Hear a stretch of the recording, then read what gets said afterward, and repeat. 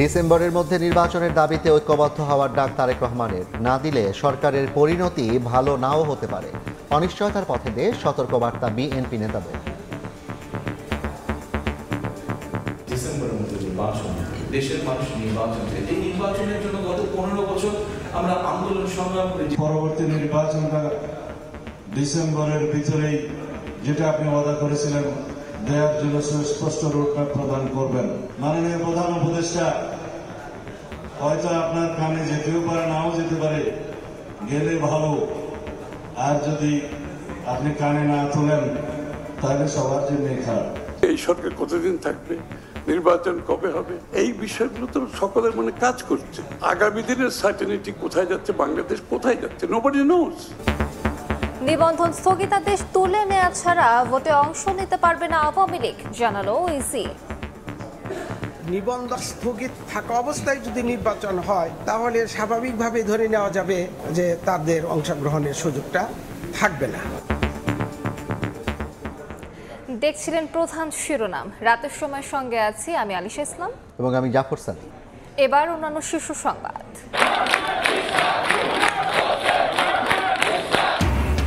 ব্লকেডে আটকা নগর ভবন, ইশরাককে মেয়রের দায়িত্ব বুঝিয়ে দেওয়ার দাবিতে আজও বিক্ষোভ। আইনি জটিলতায় শপথ পড়ানো যাচ্ছে না, দাবি উপদেষ্টা। জুলাই হত্যা চেষ্টা মামলায় কারাগারের চিত্রনায়িকা নুসরাত ফারিয়া। 22 মে জামিন শুনানি বিব্রতকর, বললেন সংস্কৃতি উপদেষ্টা। আইনি প্রতিকারের আশা। ঋণের নামে প্রায় 1100 কোটি টাকা আত্মসাৎ, এস আলমের বিরুদ্ধে মামলা। পলাতক অর্থ পাচারকারীদের বিদেশি নাগরিকত্ব বাতিলের উদ্যোগ নেবে সরকার, জানালেন গভর্নর। রাস্তার পাশে বসানো যাবে না গরুর হাট, জানালেন স্বরাষ্ট্র উপদেষ্টা। পোশাক শ্রমিকের বোনাস দিতে হবে এ মাসে, জুনের 3 তারিখের মধ্যে বেতন দেওয়ার আহ্বান। এবং লক্কর ছক্কর বাসের দখলে রাজধানী সড়ক, সরকার সময় বেঁধে দিলেও আসেনি পরিবর্তন। মালিক ও শ্রমিক সংগঠনকে দুষছেন পরিকল্পনাবিদ, অভিযানে বিআরটিএ।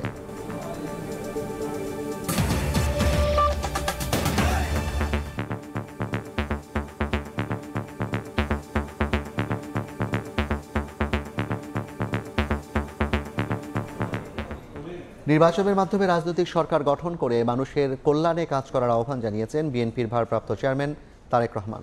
লন্ডনে Arafat Rahman Koko memorial cricket tournament 2024-এর পুরস্কার বিতরণী অনুষ্ঠানে প্রধান অতিথির বক্তব্যে এই বার্তা দেন তিনি।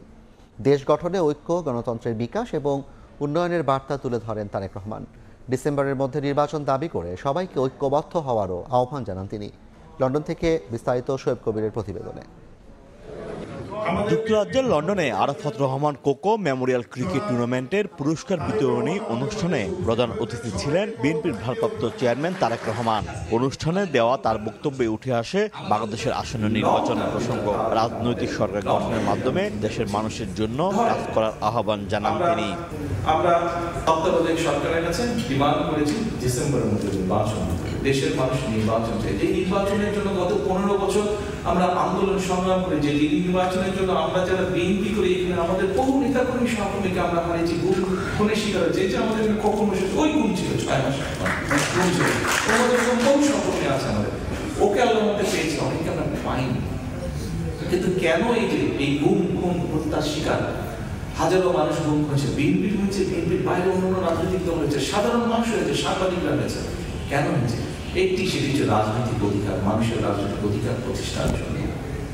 তো এই যে মানুষের রাজনৈতিক অধিকার প্রতিষ্ঠা, এই রাজনৈতিক অধিকার প্রতিষ্ঠার মাধ্যমে আমরা এমন একটা সরকার প্রতিষ্ঠা করতে চাই যেই সরকার মানুষের কল্যাণে কাজ করবে। দেশ গঠনে ঐক্য, গণতন্ত্রের বিকাশ এবং উন্নয়নের বার্তা তুলে ধরেন তারেক রহমান। ডিসেম্বরের মধ্যে নির্বাচন দাবি করে সবাইকে ঐক্যবদ্ধ হওয়ারও আহ্বান জানান তিনি।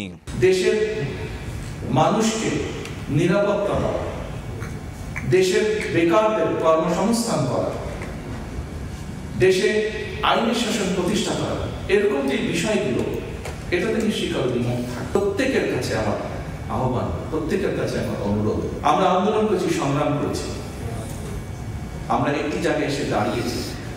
সামনের সময়টি হচ্ছে সকলে মিলে কাঁধে কাঁধ রেখে দেশটাকে গড়তে হবে। অনুষ্ঠানে আরো বক্তব্য রাখেন ঢাকা মহানগর উত্তর বিএনপির সদস্য সচিব আমিনুল হক, দলটির কেন্দ্রীয় সাংগঠনিক সম্পাদক ও সাবেক ভূমি উপমন্ত্রী রুহুল কুদ্দুস তালুকদার দুলু, বিএনপির ভারপ্রাপ্ত চেয়ারম্যানের পররাষ্ট্র বিষয়ক উপদেষ্টা হুমায়ুন কবির, বগুড়া জেলা বিএনপির সহসভাপতি মীর শাহে আলম।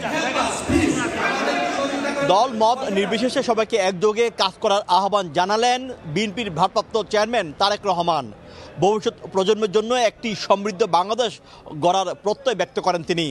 শোয়েব কবির, সময় সংবাদ, লন্ডন। ভোট ছাড়া বাকি সবকিছু করে দেশকে অনিশ্চয়তার দিকে নিয়ে যাচ্ছে অন্তর্বর্তী সরকার। এ অভিযোগ করে বিএনপি নেতারা বলছেন, ডিসেম্বরের মধ্যে নির্বাচন না দিলে সরকারের পরিণতি ভালো নাও হতে পারে।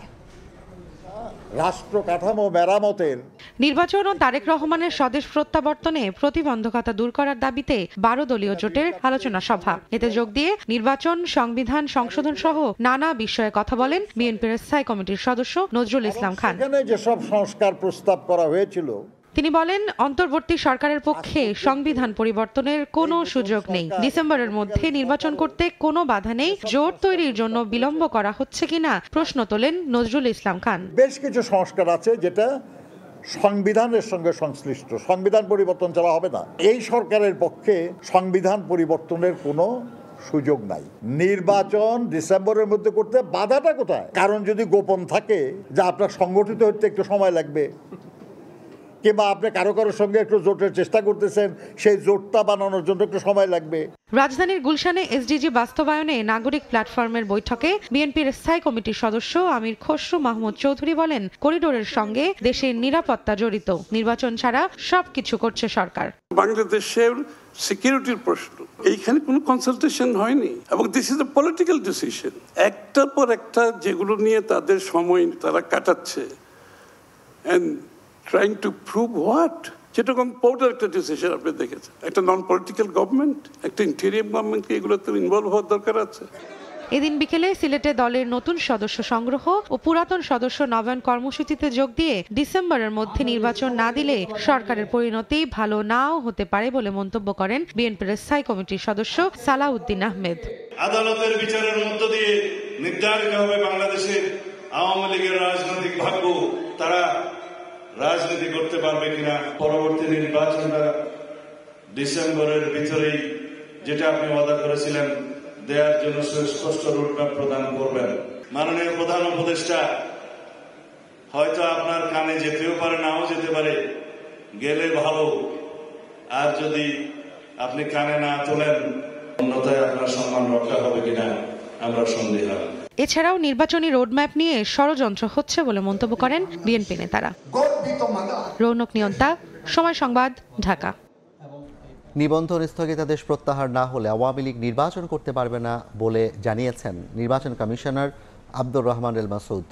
সকালে রাজশাহী আঞ্চলিক লোক প্রশাসন কেন্দ্রে ভোটার তালিকা হালনাগাদ কর্মশালার আয়োজন করা হয়। এতে যোগ দেন নির্বাচন কমিশনার আব্দুর রহমান এল মাসুদ। তিনি বলেন, নির্বাচনে অংশগ্রহণ করবে শুধু নির্বাচন কমিশনে নিবন্ধিত রাজনৈতিক দলগুলো। প্রধান উপদেষ্টার বেঁধে দেওয়া সময়ে নির্বাচন আয়োজনে কমিশন প্রস্তুত বলে জানান তিনি। কর্মশালায় নির্বাচন কমিশন, বিভাগীয় ও জেলা প্রশাসনের ঊর্ধ্বতন কর্মকর্তারা উপস্থিত ছিলেন। নির্বাচনের সিস্টেমটাই হচ্ছে রাজনৈতিক দলরা অংশগ্রহণ করবে।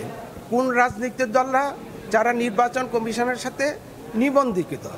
যেহেতু আপনি যে দলের নাম বললেন, সেই দলের নিবন্ধন আপাতত স্থগিত আছে, আর স্থগিত থাকা অবস্থায় যদি নির্বাচন হয় তাহলে স্বাভাবিকভাবে ধরে নেওয়া যাবে যে তাদের অংশগ্রহণের সুযোগটা থাকবে না। ইশরাক হোসেনের সমর্থকদের ব্লকেডে আটকা নগর ভবন। প্রধান ফটকে তালা ঝুলিয়ে পঞ্চম দিনে বিক্ষোভ করেছেন তারা। শপথ গ্রহণে গড়িমসির অভিযোগে স্থানীয় সরকার উপদেষ্টার পদত্যাগের দাবি তাদের। উপদেষ্টা বলছেন, আইনি ও মেয়াদ সংক্রান্ত জটিলতায় সিদ্ধান্ত নেওয়া যাচ্ছে না।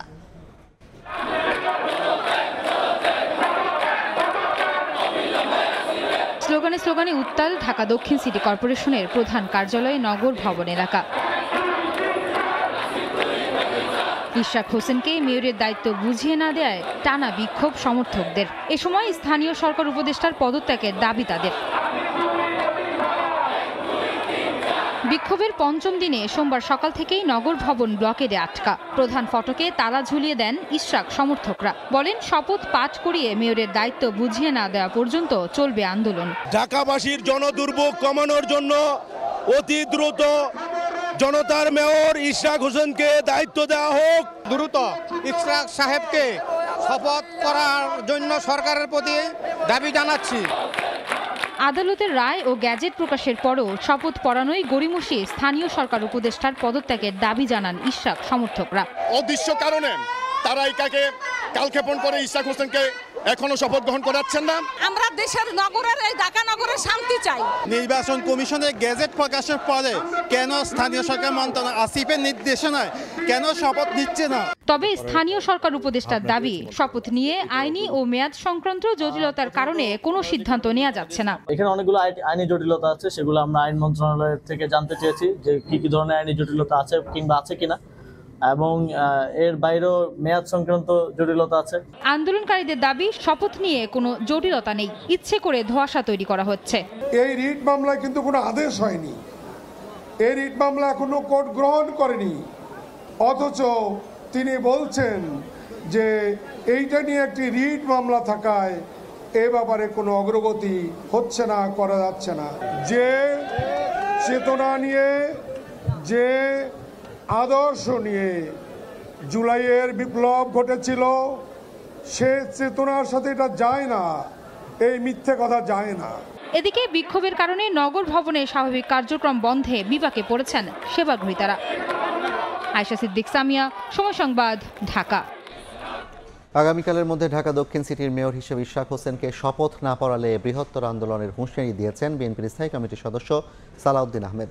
বিকেলে সিলেটে দলের সদস্য সংগ্রহ অনুষ্ঠানে এ হুঁশিয়ারি দেন তিনি। আদালতের রায়ে যিনি মেয়র ঘোষিত হয়েছেন জনাব ইঞ্জিনিয়ার ইশরাক, ইলেকশন কমিশন যার নামে গেজেট প্রকাশ করেছে আদালতের রায় মেনে, তাকে আপনারা শপথ গ্রহণ করাবেন না, বিভিন্ন রকমের কলা কৌশল করছেন। তাইলে কি এটা আইনের শাসন হলো? আমি আহ্বান করছি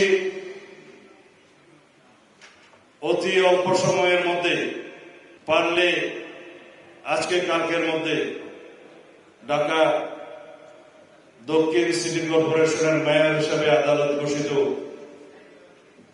জনাব ইঞ্জিনিয়ার ইশরাক হোসেনকে শপথ গ্রহণ করানোর ব্যবস্থা করুন। রাতের সময় আরো থাকছে।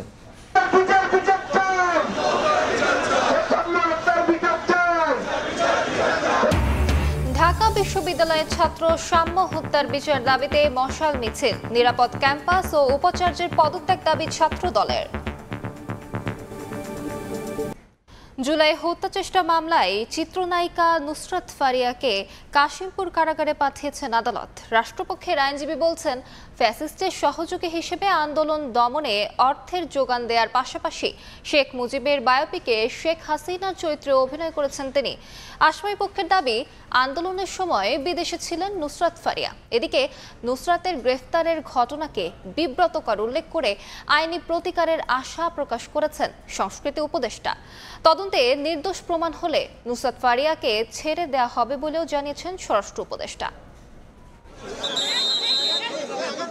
বৈষম্য বিরোধী আন্দোলনের সময় নানা শ্রেণী পেশার মানুষের পাশাপাশি ছাত্র জনতার পাশে দাঁড়ান সবুজ অঙ্গনের অনেকেই, তবে কেউ কেউ বিপক্ষেও অবস্থান নেন। এরই প্রেক্ষাপটে হত্যা চেষ্টার মামলার আসামি করা হয় ঢাকায় চলচ্চিত্রের জনপ্রিয় অভিনেত্রী নুসরাত ফারিয়া, অপু বিশ্বাস, আসনা হাবিব ভাবনা ও অভিনেতা জায়েদ খান সহ 17 জনকে। রোববার থাইল্যান্ড যাওয়ার সময় বিমানবন্দর থেকে আটক করা হয় অভিনেত্রী নুসরাত ফারিয়াকে। ভাটারা থানায় গ্রেফতার দেখিয়ে জিজ্ঞাসাবাদের জন্য নেওয়া হয় মিন্টো রোডের গোয়েন্দা পুলিশ কার্যালয়ে। সোমবার ফারিয়াকে তোলা হয় আদালতে। এ সময় অনেকটা বিমর্ষ অবস্থায় দেখা যায় তাকে। শুনানির শেষে রাষ্ট্রপক্ষের আইনজীবী বলেন, আন্দোলন দমনে অর্থের যোগানদাতা হিসেবে ভূমিকা রেখেছেন নুসরাত ফারিয়া, ছিলেন ফ্যাসিস্টের সহযোগী। যারা এই ফ্যাসিস্ট হাসিনাকে সহযোগিতা করেছে তাদের অভিনয়ের মাধ্যমে, নায়ক গানের মাধ্যমে এবং বিভিন্নভাবে ফ্যাসিজম চালিয়ে যাওয়ার জন্য তারা সহযোগিতা করেছে, তার মধ্যে সে একজন অন্যতম। এ সময় আসামি পক্ষের আইনজীবীরা দাবি করেন, আন্দোলনের সময় বিদেশে ছিলেন নুসরাত ফারিয়া, আন্দোলনে তিনি জড়িত নন। রাজনৈতিক দলের কোনো সম্পৃক্ততা বা সদস্য উনি ছিলেন না এবং এই ঘটনার সাথে তার কোনো সম্পৃক্ততা নেই। পুলিশের প্রতিবেদন দেয়া সাপেক্ষে আগামী 22 মে জামিন শুনানির দিন ঠিক করেছেন বিচারক। এদিকে এক ফেসবুক স্ট্যাটাসে সংস্কৃতি উপদেষ্টা বলেছেন, নুসরাত ফারিয়ার গ্রেফতার বিব্রতকর একটা ঘটনা হয়ে থাকলো। সরকারের কাজ জুলাইয়ের প্রকৃত অপরাধীদের বিচার করা। ফারিয়া আইনি প্রতিকার পাবেন বলেও আশা প্রকাশ করেন মোস্তফা সরোয়ার ফারুকী। তবে নুসরাতের গ্রেফতার নিয়ে সমালোচনাকে সংস্কৃতি উপদেষ্টার ব্যক্তিগত মত উল্লেখ করে স্বরাষ্ট্র উপদেষ্টা বলেছেন, মামলা থাকায় তাকে গ্রেফতার করা হয়েছে। ওনার এগেইনস্টে তো আমরা ইনভেস্টিগেশন তো শেষ হয়নি। ইনভেস্টিগেশন শেষ হওয়ার আগে তো বোন আমি বলতে পারবো না। তদন্তে নির্দেশ প্রমাণ হলে নুসরাত ফারিয়াকে ছেড়ে দেওয়া হবে বলেও জানান স্বরাষ্ট্র উপদেষ্টা। আলতাফ হুসাইন, সময় সংবাদ, ঢাকা। আইনজীবীদের মারধর ও হত্যা চেষ্টার মামলায় আওয়ামী লীগপন্থী 61 আইনজীবীকে হাইকোর্টের দেয়া জামিন স্থগিত থাকবে বলে আদেশ দিয়েছেন আপিল বিভাগ। একই সঙ্গে তাদের জামিনের বিষয়ে জারি করা রুল 2 সপ্তাহের মধ্যে নিষ্পত্তির নির্দেশ দিয়েছেন আদালত। বিচারপতি জুবায়ের রহমান চৌধুরীর নেতৃত্বাধীন আপিল বিভাগ এ আদেশ দেন। এর আগে 29 এপ্রিল হাইকোর্টের দেওয়া জামিন 5 মে পর্যন্ত স্থগিত করেন চেম্বার আদালত। একই সঙ্গে আপিল বিভাগের নিয়মিত বেঞ্চে শুনানির জন্য পাঠিয়ে দেন। আপিল বিভাগের চেম্বার বিচারপতি মোহাম্মদ রেজাউল হক ওই আদেশ দেন। এর আগে মারধর ও হত্যা চেষ্টার মামলায় আওয়ামী লীগ সমর্থক 61 আইনজীবীকে 6 এপ্রিল কারাগারে পাঠানোর আদেশ দেন ঢাকা মহানগর দায়রা জজ মোহাম্মদ জাকির হোসেন।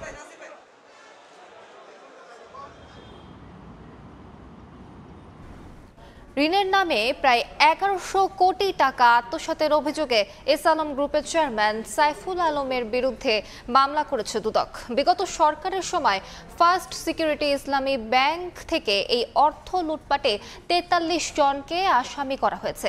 এদিকে এলজিইডির সাবেক প্রধান প্রকৌশলী সহ 3 জনের বিরুদ্ধে অনুসন্ধান শুরু করেছে দুদক। পতিত আওয়ামী লীগের শাসনামল জুড়ে ক্ষমতার প্রভাব খাটিয়ে একের পর এক ব্যাংক দখলে নেন এস আলম গ্রুপ। অভিযোগ রয়েছে, নাম সর্বস্ব প্রতিষ্ঠানে ঋণের নামে হাজার হাজার কোটি টাকা ব্যাংক থেকে লুটপাট করে দেশের আর্থিক খাতকে ভঙ্গুর দশায় পরিণত করেছে।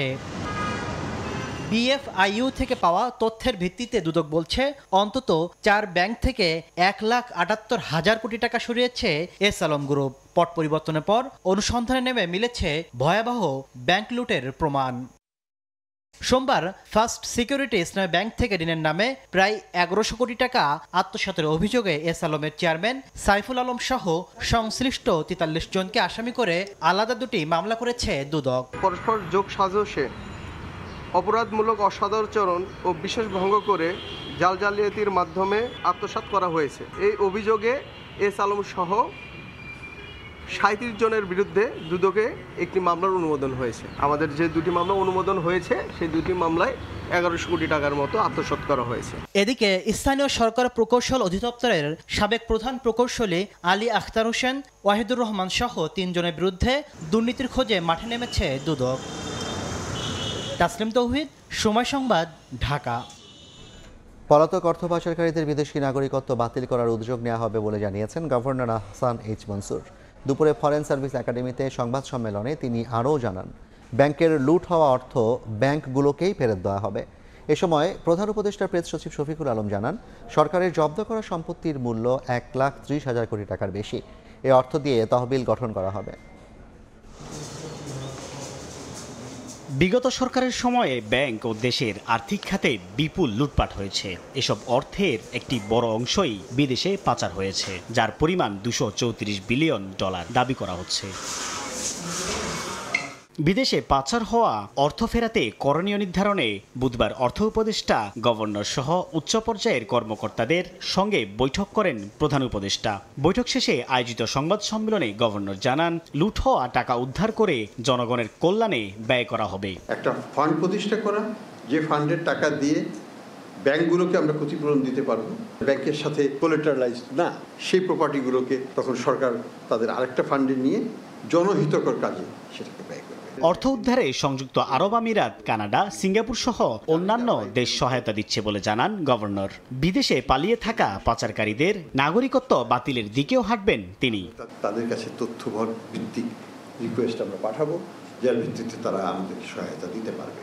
এ সময় জানানো হয় জব্দ করা অবৈধ অর্থ, শেয়ার ও সম্পদের মূল্য প্রায় 2 লাখ কোটি টাকা। আর বিদেশে পাচার করা $18 কোটি মূল্যের সম্পদের হদিশ মিলেছে। অভ্যন্তরীণ হচ্ছে 1,30,758.7 কোটি টাকা আর কি। মোবাইল ব্যাংকিং সেবাদাতা প্রতিষ্ঠান নগদ নিয়ে করা প্রশ্নে গভর্নর জানান, পূর্বের অপরাধীরা আবার দায়িত্ব পেলেও যাতে বড় ক্ষতি করতে না পারে সে বিষয়ে ব্যবস্থা নেওয়া হয়েছে। আইনগত প্রক্রিয়া। সাইফুল ইসলাম, সময় সংবাদ, ঢাকা। এখনও লক্কর পরিবহনের দখলে রাজধানীর সড়ক। সরকার 6 মাস সময় বেঁধে দিলেও আসেনি ইতিবাচক পরিবর্তন। এর জন্য মালিক ও শ্রমিক সংগঠনগুলোকে দায়ী করছেন নগর পরিকল্পনাবিদ। আর বিআরটিএ চেয়ারম্যান বলছেন, ফিটনেসবিহীন পরিবহনের বিরুদ্ধে অভিযান শুরু হয়েছে। দিন মোহাম্মদ সাব্বিরের রিপোর্ট, ছবি তুলেছেন শামসুল আরিফিন প্রিন্স।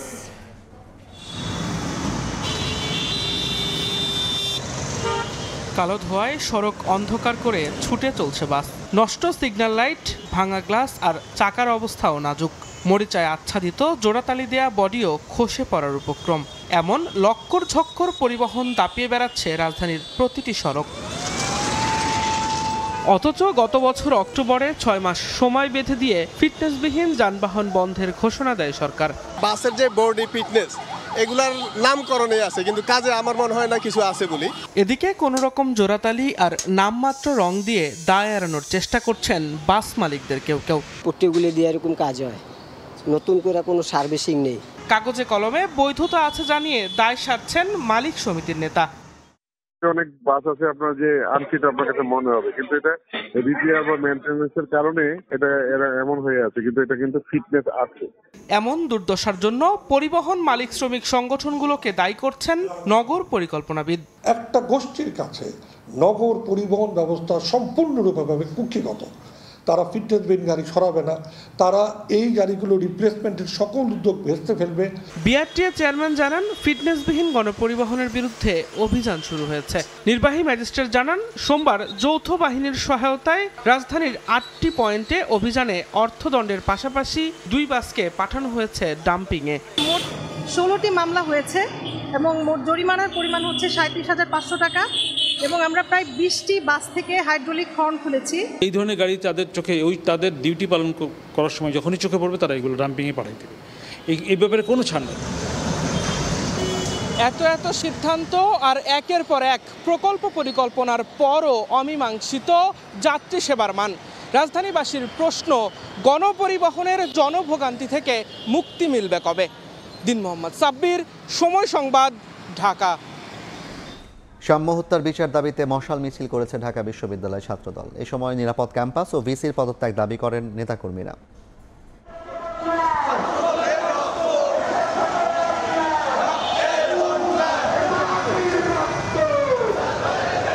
সাম্য হত্যার 6 দিন পর এখনও উত্তাল ঢাকা বিশ্ববিদ্যালয়। উপাচার্য ও প্রক্টরের পদত্যাগ এবং নিরাপদ ক্যাম্পাসের দাবিতে ঢাকা বিশ্ববিদ্যালয় ছাত্রদলের নেতাকর্মীরা মশাল মিছিল বের করে। টিএসসি থেকে শুরু হয়ে ভিসির বাসভবনের সামনে গিয়ে শেষ হয় মিছিল।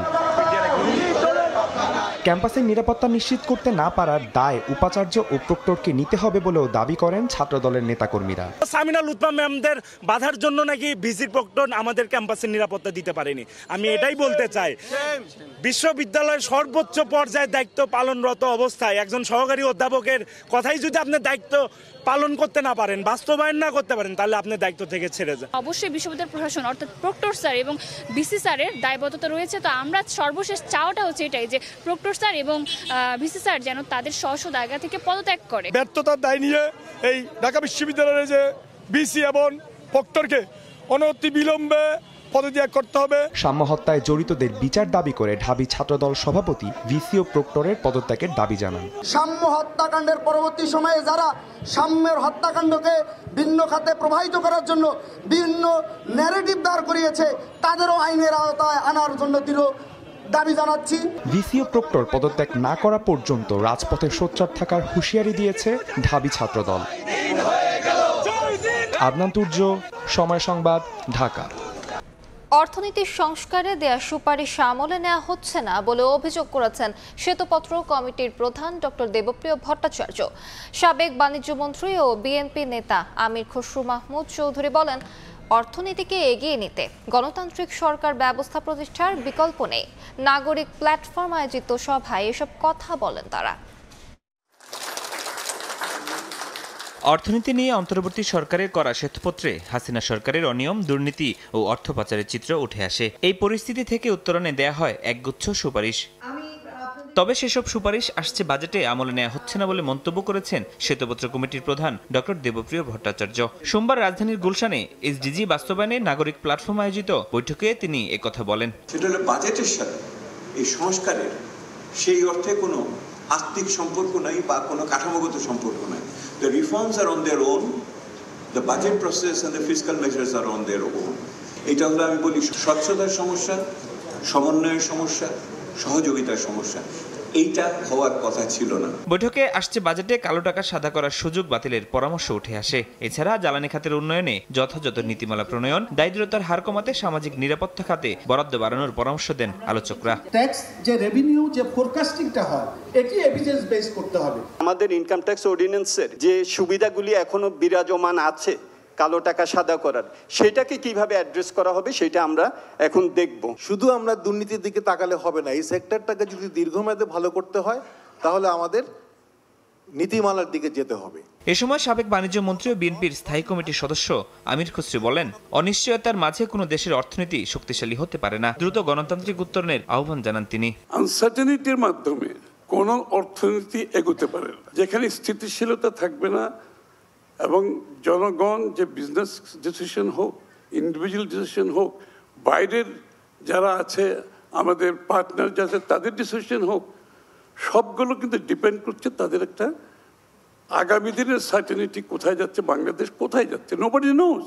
কর্মসংস্থান বাড়াতে বেসরকারি খাতে বিনিয়োগ বাড়ানোর বিকল্প দেখছেন না বিএনপির এই নেতা। উইদাউট ইনভেস্টমেন্ট বাংলাদেশ গ্রো করতে পারবে না, কোনো দেশ গ্রো করতে পারবে না। ফরহাদুর রহমান, সময় সংবাদ, ঢাকা।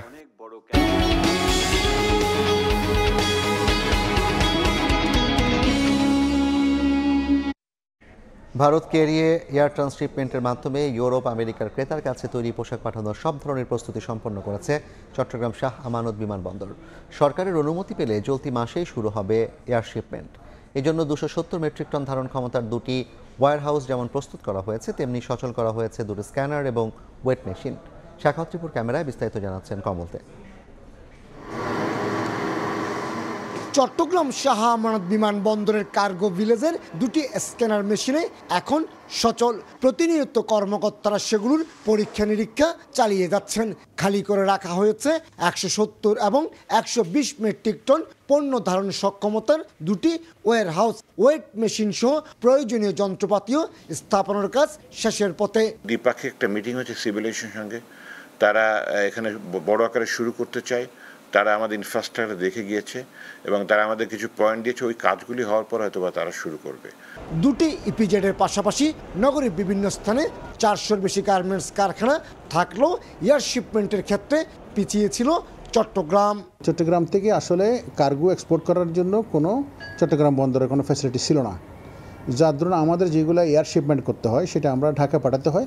আমরা চাইব চট্টগ্রামে এয়ার শিপমেন্টের ব্যবস্থাটা হোক, যাতে আমরা সহজে এখান থেকে এয়ার শিপমেন্ট করতে পারি। শাহ আমানত বিমানবন্দর থেকে এয়ার শিপমেন্ট চালু করতে 3টি ভাগে চলছে সংস্কার কাজ। কাস্টমস এখন থেকে তাদের এই সামনের ফ্লাইটগুলো হ্যান্ডেল করার জন্য তাদের যেই ম্যান পাওয়ার সক্ষমতা বা প্রয়োজন সেটা তারা এখানে এনশিওর করবে। চলতি বছরের প্রথম 3 মাসে 7,32,000 কেজি এবং 2024 সালে 43,12,000 কেজি কার্গো পণ্য পাঠিয়ে 3,14 লাখ টাকা আয় করেছে চট্টগ্রাম শাহ আমানত বিমানবন্দর। সরকারি নির্দেশনা পেলেই চলতি মাস থেকেই চট্টগ্রাম থেকে শুরু হবে ইউরোপ এবং আমেরিকায় এয়ার শিপমেন্টের মাধ্যমে গার্মেন্টস সামগ্রী প্রেরণ। চট্টগ্রাম শাহ আমানত বিমানবন্দর থেকে কমল দে, সময় সংবাদ। এনবিআরের কর্মকর্তা কর্মচারীদের কলম বিরতি কর্মসূচি সাময়িক স্থগিত করা হয়েছে। বিকেলে এনবিআর সংস্কার ঐক্য পরিষদ এক বিবৃতিতে জানায়, আগামীকাল অর্থ উপদেষ্টার আহ্বানে আলোচনা সভায় অংশ নেবে তারা। সেখানে তাদের প্রস্তাবগুলো তুলে ধরে জারি করা অধ্যাদেশ বাতিলের দাবি জানানোর কথা রয়েছে। এনবিআর বিলুপ্তির অধ্যাদেশ জারির প্রতিবাদে আজও কলম বিরতি পালন করেন কর্মকর্তা কর্মচারীরা। 2 অর্থবছর ধরে ব্যক্তি শ্রেণীর করমুক্ত আয়সীমা আটকে আছে 3.5 লাখ টাকায়। উচ্চ মূল্যস্ফীতি বিবেচনায় আসছে বাজেটে তা বাড়ানোর দাবি জানিয়েছেন করদাতা ও ব্যবসায়ীরা। করমুক্ত আয়সীমা বাড়ানোর পাশাপাশি করজাল বাড়ানোর পরামর্শ অর্থনীতিবিদদের। অর্থ মন্ত্রণালয় ও এনবিআর থেকে মিলেছে বাড়ানোর আভাস। ফরাদুর রহমানের রিপোর্ট।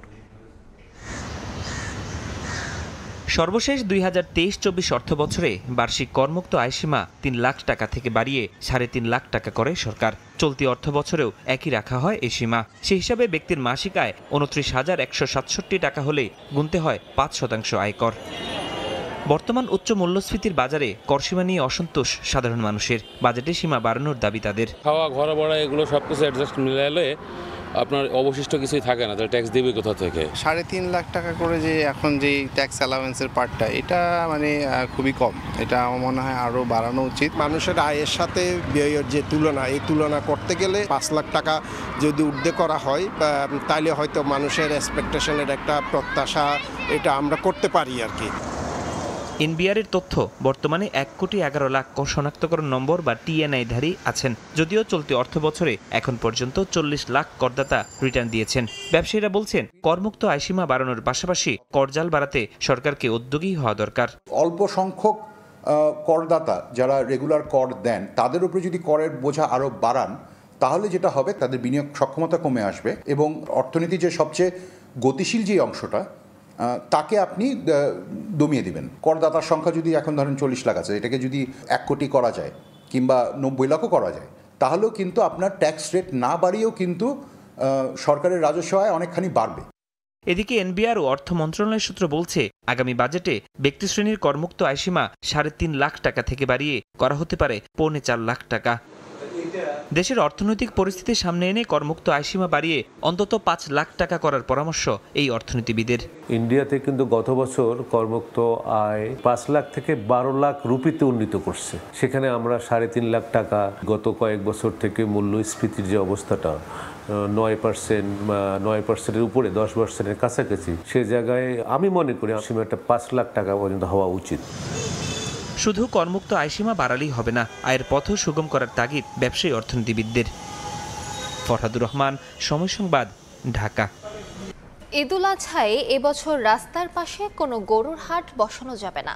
সকালে সচিবালয়ে আইন শৃঙ্খলা সংক্রান্ত সভা শেষে কথা বলেছেন স্বরাষ্ট্র উপদেষ্টা। জানান, তৈরি পোশাক কারখানার শ্রমিকদের ঈদ বোনাস চলতি মাসেই পরিশোধ করতে হবে, আর বেতন পরিশোধ করতে হবে জুনের 3 তারিখের মধ্যে। ঈদুল আজহা সামনে রেখে সারা দেশের আইন শৃঙ্খলা পরিস্থিতি পর্যালোচনায় সোমবার সকালে সচিবালয়ে বৈঠক করেন স্বরাষ্ট্র উপদেষ্টা। বৈঠক শেষে সাংবাদিকদের তিনি জানান, এবছর রাস্তার পাশে গরুর হাট বসানো যাবে না, যেখানে সেখানে থামানো যাবে না পশুবাহী পরিবহন। গরু যে নামাবে এটা রাস্তায় নামাইতে পারবে না, হাটের ভিতরে নিয়ে নামাইতে। রাস্তার পাশে কোনো হাট হবে না। ট্রাক বা নৌকায় যেই গুলি আসতেছে গরু, আগেই তারা ওই ব্যানার দিয়ে দিতে হবে তারা কোন হাটে গিয়ে এটা নামাবে। এখন তো 5% করে হাসিল নেয়, 100 টাকায় 5 টাকা। আগামী বছর থেকে যেন এটা 100 টাকা 5 টাকা না নিয়ে 4 টাকা করে নেয়, 1 টাকা করে কমানোর জন্য। বাট এবার আমরা কমাইতে পারলাম না, এই জন্য যেহেতু অলরেডি টেন্ডার হয়ে গেছে। ঈদের 5 দিন আগে থেকে বাল্কের চলাচল বন্ধ হয়ে যাবে, আর ঈদের পরে 3 দিন বাল্কের চলাচল বন্ধ থাকবে। স্বরাষ্ট্র উপদেষ্টা আরও জানান, চলতি মাসের মধ্যেই পোশাক কারখানার শ্রমিকদের ঈদ বোনাস পরিশোধ করতে হবে, আর বেতন দিতে হবে জুনের 3 তারিখের মধ্যেই। সব গার্মেন্টস এলাকার বোনাসটা মে মাসের ভিতরে দিয়ে দিতে হবে, আর বেতনটা 1 থেকে 3 তারিখের ভিতরে তারা বেতনটা পরিশোধ করবে। গার্মেন্টস শ্রমিকদের যৌক্তিক যে দাবিগুলি আছে, এইটা মালিকেরা অবশ্যই তাদের পূরণ করতে হবে, যৌক্তিক দাবি। বাট কোনো অযৌক্তিক দাবি নিয়ে যদি শ্রমিকরা রাস্তা বা কোথাও ঘেরাও করতে, ওই ক্ষেত্রে কিন্তু আইন শৃঙ্খলা বাহিনী তাদের নিয়ম মাফিক ব্যবস্থা নেবে। কোনো অযৌক্তিক দাবি নিয়ে কেউ রাস্তা অবরোধ করলে আইনি ব্যবস্থা নেওয়া হবে বলেও জানান স্বরাষ্ট্র উপদেষ্টা। প্রসূন আশিস, সময় সংবাদ, ঢাকা।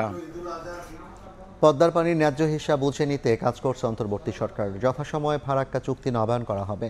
সকালে রাজশাহীর চারঘাটের বড়াল নদের উৎসমুখ পরিদর্শনে গিয়ে এসব কথা বলেছেন পরিবেশ, বন ও জলবায়ু উপদেষ্টা সৈয়দা রিজওয়ানা হাসান।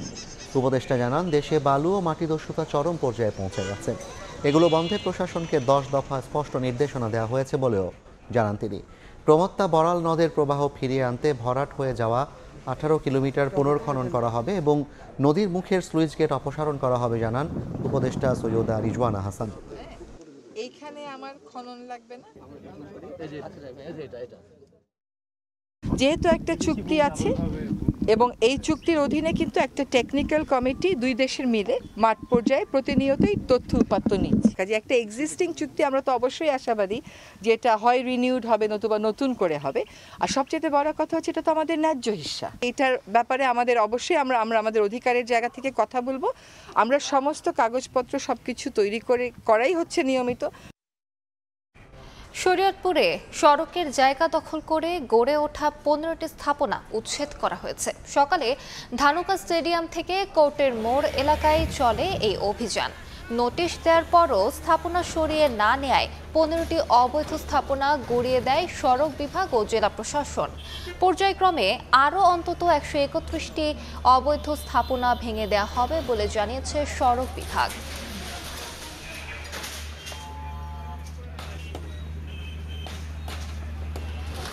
ক্যারিয়ারে প্রথমবারের মতো ভিনদেশি কোনো ফ্র্যাঞ্চাইজি লিগে ডাক পেলেন মেহেদী হাসান মিরাজ। পিএসএলে সাকিব আল হাসানের দল লাহোর কালান্দার্সের জার্সিতে খেলবেন তিনি। আইসিসি এপ্রিল মাস সেরা ক্রিকেটারকে 25 মে পর্যন্ত অনাপত্তিপত্র দিয়েছে বিসিবি। পিএসএলে অংশ নিতে দেশ ছাড়ার আগে সোমবার বিসিবিতে অনুশীলন করেছে এই অলরাউন্ডার। মিরপুরে দুপুরের তপ্ত রোদে ঘেমে একাকার, তবুও থামার জোনেই মুখে চওড়া হাসি। এ দিনটা নিশ্চিতরূপে মিরাজের জন্য স্পেশাল। গায়ে সবশেষ বিপিএল এর সেরা ক্রিকেটারের তকমা। নির্বাচিত হয়েছেন আইসিসির এপ্রিলের মাস সেরা ক্রিকেটারও। তবুও কোনো এক অদ্ভুত কারণে মিরাজকে রাখা হয়নি আমিরাত আর পাকিস্তান সফরের দলে। তাই তো মুশফিক, মুমিনুল, তাইজুলের সঙ্গে এমন অনুশীলন দেখে প্রথম দর্শনে মনে হতেই পারে হয়তো শ্রীলঙ্কা সিরিজের প্রস্তুতি। কিন্তু তখনই সুখবরটা আসলো পাকিস্তান থেকে। 9 বছরের আন্তর্জাতিক ক্যারিয়ারে এই প্রথম মিরাজ ডাক পেলেন ভিনদেশি কোনো ফ্র্যাঞ্চাইজি লিগে, পিএসএল এর দল লাহোর কালান্দার্সের হয়ে, যেখানে মিরাজ সতীর্থ হিসেবে পাচ্ছেন টাইগার অলরাউন্ডার সাকিব আল হাসানকে। রোববার রাতে পেশোয়ার জালমিকে 26 রানে হারিয়ে প্লে অফ নিশ্চিত করেছে লাহোর, যাদের পরবর্তী ম্যাচ 22 মে।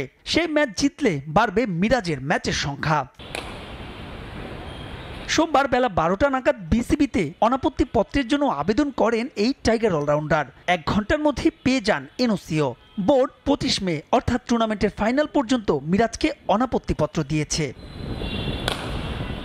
এর আগে দেশের বাইরে কোনো ফ্র্যাঞ্চাইজি লিগ না খেলেও সব মিলিয়ে 153 টি-20তে 7.55 ইকোনমিতে মিরাজের শিকার 107 উইকেট, ব্যাট হাতে 750 সহ 2099 রান। বোঝাই যাচ্ছে যে কোনো পরিস্থিতিতে দারুণ কার্যকর বলে মিরাজকে দলে টেনেছে কালান্দার্স। মিরাজকে নিয়ে চলতি পিএসএলে বাংলাদেশি ক্রিকেটারের সংখ্যা হলো 5। যদিও লিটনের ইনজুরি আর প্রথম দফায় ভারত পাকিস্তান পাল্টাপাল্টি হামলার কারণে স্থগিত টুর্নামেন্ট রেখে দেশে ফিরে আসায় রিশাদ আর নাহিদ জাতীয় দলের ডিউটির কারণে আর টুর্নামেন্টে যোগ দেননি। সব ঠিক থাকলে পাকিস্তান সুপার লিগে অংশ নিতে মঙ্গলবার দেশ ছাড়বেন মেহেদী হাসান মিরাজ। শ্রীলঙ্কা সিরিজ আর 2026 বিশ্বকাপ বিবেচনায় এই টুর্নামেন্ট আলাদা গুরুত্ব পাবে টাইগার অলরাউন্ডারের কাছে। মাহবুব রিমন, সময় সংবাদ, ঢাকা। এবার এভারেস্ট জয়ের খবর। সপ্তম বাংলাদেশ হিসেবে মাউন্ট এভারেস্টের চূড়ায় বাংলাদেশের পতাকা ওড়ালেন ইকরামুল হাসান শাকিল। পায়ে হেঁটে 84 দিনে কক্সবাজার থেকে এভারেস্টের শিখরে ওঠেন তিনি। এর আগে গত 25 ফেব্রুয়ারি দুপুরে কক্সবাজারের ইনানি সমুদ্র সৈকত থেকে মাউন্ট এভারেস্টের উদ্দেশ্যে যাত্রা শুরু করেছিলেন ইকরামুল হাসান শাকিল। তিনি পায়ে হেঁটে নিজের এই অভিযানের নাম দিয়েছিলেন সি টু দ্য সামিট। দুপুর 2টা 10 মিনিটে ইকরামুল হাসানের ফেসবুক পেজে স্ট্যাটাস দিয়ে তার এভারেস্ট জয়ের বিষয়টি নিশ্চিত করেন সমন্বয়করা। এই পর্যায়ে শিশু সংবাদ জানিয়ে দিচ্ছি আরেকবার। ডিসেম্বরের মধ্যে নির্বাচনের দাবিতে ঐক্যবদ্ধ হওয়ার ডাক তারেক রহমানের। না দিলে সরকারের পরিণতি ভালো নাও হতে পারে। অনিশ্চয়তার পথে দেশ, সতর্কবার্তা বিএনপি নেতাদের।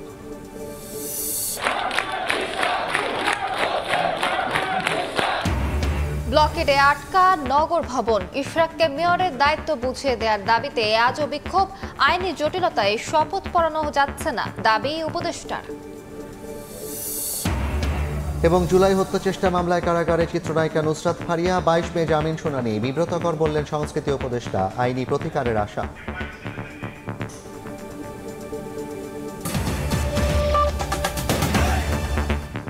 এই ছিল রাতের সময়। সঙ্গে থাকুন সময়।